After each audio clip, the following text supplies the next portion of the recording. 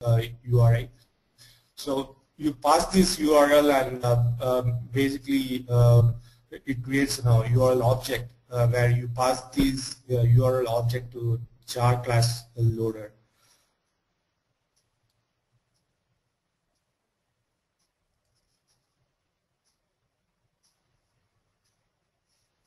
So to here we load the component from the remote drive. So we have to have the main class to be pulled from the jar file. So we get the main class from the jar class loader object.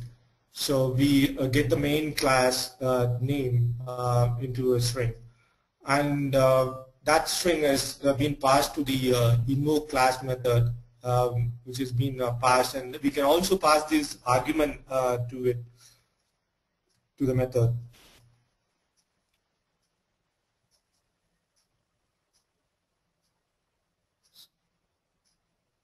Here we have the load component from the remote drive from the client, basically, or from the drive, as I said. So here you have the class jar loader extends these URL class loader, where we have the jar class loader URL being passed to it. We can create an instance out of the URL which we have passed. So that has been abstracted from you by means of a parameter call. So here you have a public get main method where get main class name, where it basically pulls the name of the specific resources within the jar file. If your URL is not equal to null, then you basically have these connection within the connection object is being created for you.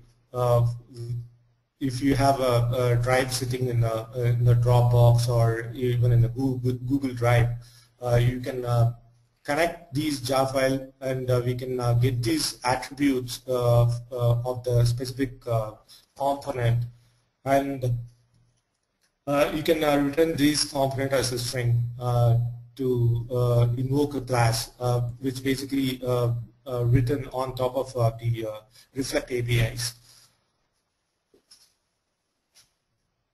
So these is being pulled, the method has been pulled, and the main method has been pulled from the main class, basically from the component, which has been set accessible is equal to true, and which lets you add